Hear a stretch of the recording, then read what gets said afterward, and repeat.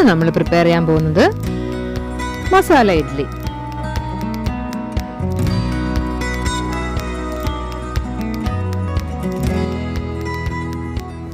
Hey guys, welcome to our channel Walkie Talkie, through the walks and talks of our life.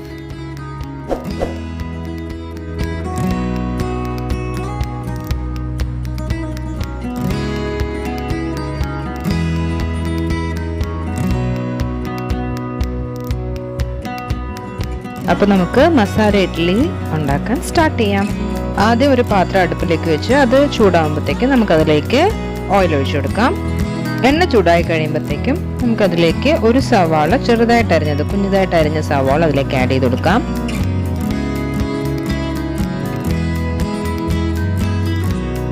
ഇനി നമ്മൾ ഇതിലേക്ക് add ചെയ്യാൻ പോകുന്നത് ക്യാപ്സിക്കമാണ്. ചെറുതായിട്ട് മുറിച്ചതാണ്. അതിനുശേഷം നമുക്ക് ഉപ്പും കൂടെ ആഡ് ചെയ്ത് കൊടുക്കും. ഒരു ക്യാപ്സിക്കത്തിന്റെ ഒരു 1/4 ഭാഗം മതിയാവും നമുക്കിതിന്.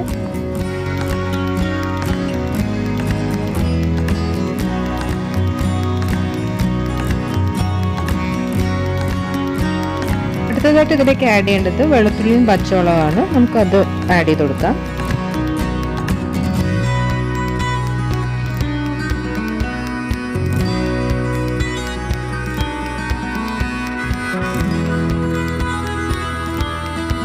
ഇനി ഇതിലേക്ക് ആഡ് ചെയ്യേണ്ടത് തക്കാളിയാണ്. എൻ്റെ കയ്യിൽ ടൊമാറ്റോ പേസ്റ്റ് ഉണ്ടായിരുന്നുകൊണ്ട് ഞാനൊരു 1.5 ടേബിൾ സ്പൂൺ ടൊമാറ്റോ പേസ്റ്റാണ് ആഡ് ചെയ്യുന്നത്. തക്കാളി ആഡ് ചെയ്യണമെങ്കിൽ ഒരു ചെറിയ തക്കാളി ആഡ് ചെയ്താൽ മതി. നമ്മൾ തക്കാളിയാണ് യൂസ് ചെയ്യുന്നതെങ്കിൽ തക്കാളി നന്നായിട്ട് വെന്ത് ഉടഞ്ഞ് നമ്മൾ സ്പൂൺ വെച്ച് ഞെക്കുമ്പോഴത്തേക്കും നന്നായിട്ട് പേസ്റ്റ് ആവുന്ന രീതിക്ക് ആവുന്നത് വരെ നമുക്ക് തക്കാളി വേവിച്ചെടുക്കണം. അതിനുശേഷം നമുക്കിതിലേക്ക് പൊടികൾ ആഡ് ചെയ്ത് കൊടുക്കാം. ചെറിയ ഫ്ലെയിമിലാണ് പൊടികൾ ആഡ് ചെയ്യേണ്ടത്. ആദ്യമായിട്ട് നമുക്ക് 1/2 ടീസ്പൂൺ മഞ്ഞൾപ്പൊടി ആഡ് ചെയ്ത് കൊടുക്കാം. 1 ടീസ്പൂൺ മുളക് പൊടി ആഡ് ചെയ്ത് കൊടുക്കാം. ഇനി ഇതിലേക്ക് ഞാൻ ചേർക്കുന്നത് 1 ടീസ്പൂൺ ഗരം മസാലയാണ്. ചാട്ട് മസാല ഉണ്ടെങ്കിൽ അതാണ് ബെസ്റ്റ്. എൻ്റെ കയ്യിൽ ചാട്ട് മസാല ഇല്ല, അതുകൊണ്ടാണ് ഞാൻ ഇതിൽ ഗരം മസാല ആഡ് ചെയ്യുന്നത്. നമുക്കിനി ഈ മസാലയുടെ പച്ചമണം മാറുന്നത് വരെ നമുക്കിതൊന്ന് മൂപ്പിച്ചെടുക്കണം. പച്ചമണം മാറിക്കഴിയുമ്പോൾ കുറച്ച് വെള്ളം, ഒരു 1/4 കപ്പ് വെള്ളം ആഡ് ചെയ്ത് കൊടുക്കാം. എന്നിട്ട് ഇത് നന്നായിട്ട് നമുക്ക് ഫ്ലെയിമർ അല്പം കൂട്ടി വെച്ചിട്ട് നന്നായിട്ടൊന്ന് മിക്സ് ചെയ്തെടുക്കാം. അപ്പം നമ്മുടെ മസാല റെഡി ആയിട്ടുണ്ട്. ഈ സമയത്ത് നിങ്ങൾ ഉപ്പൊന്ന് നോക്കണം. കാരണം നമ്മൾ ആദ്യം ആഡ് ചെയ്തിട്ടേ ഉള്ളൂ. അപ്പം ഞാൻ നോക്കിയപ്പോൾ ഉപ്പ് ഒരല്പം കുറവായിരുന്നു. സോ ഞാൻ ഒരല്പം ഉപ്പ് ആഡ് ചെയ്തിട്ടുണ്ട്.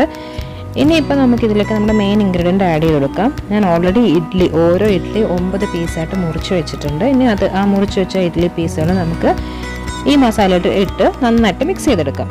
നമ്മൾ ഈ അവസാനം കുറച്ച് വെള്ളം ആഡ് ചെയ്തില്ല, അതിൻ്റെ മെയിൻ പേർപ്പസ് തന്നെ ഇതാണ്. അതായത് നമ്മൾ ആ വെള്ളം ആഡ് ചെയ്തെങ്കിൽ മാത്രമേ ആ മസാല ശരിക്കും ഈ ഇഡ്ഡലിയിലേക്ക് ഇതുപോലെ പിടിക്കത്തുള്ളൂ.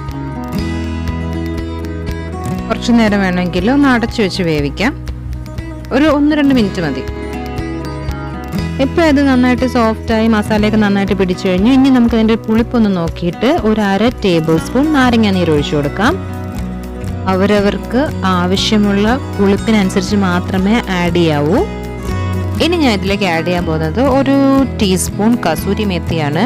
ഇത് കംപ്ലീറ്റ്ലി ഓപ്ഷണലാണ്. എൻ്റെ കയ്യിൽ ഗരം മസാല മാത്രമേ ഉണ്ടായിരുന്നുള്ളൂ, അതുകൊണ്ടാണ് ഞാൻ കസൂരി മെത്തി ആഡ് ചെയ്തത്. ചാട്ട് മസാലയാണ് ഉള്ളത് നമ്മൾ ആഡ് ചെയ്യുന്നതെങ്കിൽ ഈ കസൂരി മെത്തി ആഡ് ചെയ്യേണ്ട ഒരു ആവശ്യമില്ല. ഗരം മസാലയാണ് ആഡ് ചെയ്യുന്നവർക്കും കസൂരി മെത്തി ആഡ് ചെയ്യേണ്ട ആവശ്യമില്ല. ഇത് എൻ്റെ കയ്യിൽ ഉണ്ടായിരുന്നുകൊണ്ട് മാത്രം ഞാൻ ആഡ് ചെയ്തതേ ഉള്ളൂ. ആ ഒരു എന്താ പറയുക, ഒരു നോർത്തേൺ ഡിഷസിൻ്റെ ഒരു ഫ്ലേവർ കിട്ടുമല്ലോ, അതിന് വേണ്ടിയിട്ട് ആഡ് ചെയ്തേ ഉള്ളൂ. ഇനി അവസാനം ഗാർണിഷ് ചെയ്യാനായിട്ട് നമുക്ക് കുറച്ച് മല്ലിയില ആഡ് ചെയ്ത് കൊടുക്കാം. ഈ മല്ലിയിലയും നാരങ്ങ നീരും കൂടി ആഡ് ചെയ്താൽ മാത്രം മതി. അവസാനം നല്ലതായിട്ടൊരു നമ്മുടെ എന്താ പറയുക, നമ്മളെ നാടൻ നമ്മളെ ഇഡ്ഡലീനെ കംപ്ലീറ്റ്ലി ഡിഫറെൻ്റ് ആയിട്ടുള്ള ഒരു നോർത്തേൺ കൈൻഡ് ഓഫ് ഡിഷ് ആക്കാൻ വേണ്ടിയിട്ട്. അപ്പം നിങ്ങൾക്ക് ഈ റെസിപ്പി ഇഷ്ടപ്പെട്ടു എന്ന് വിചാരിക്കുന്നു. നമുക്ക് രാവിലത്തെ ഇഡ്ഡലി ബാക്കി വരുവാണെങ്കിൽ ഉറപ്പായിട്ട് നിങ്ങൾ ഇങ്ങനെ ഉണ്ടാക്കി ട്രൈ ചെയ്ത് നോക്കൂ, എന്തായാലും ഇഷ്ടപ്പെടും. അപ്പോൾ ഇത്രയേ ഉള്ളൂ, നമ്മുടെ മസാല ഇഡ്ഡലി ഇവിടെ റെഡി ആയിട്ടുണ്ട്. വീട്ടിലൊക്കെ ഇഡ്ഡലി എന്തായാലും വെക്കുന്നില്ല, അപ്പോൾ ഇങ്ങനെ ഈ ഒരു റെസിപ്പി ഒന്ന് മാറി ട്രൈ ചെയ്ത് നോക്കൂ. അപ്പോൾ നിങ്ങൾക്ക് ഞങ്ങളുടെ വീഡിയോസ് ഇഷ്ടപ്പെടുവാണെങ്കിൽ തീർച്ചയായിട്ടും ലൈക്ക് ചെയ്യണം, കമൻറ്റ് ചെയ്യണം, ഷെയർ ചെയ്യണം, പിന്നെ ഈ ചാനൽ ഒന്ന് സബ്സ്ക്രൈബ് ചെയ്യണം. Thank you.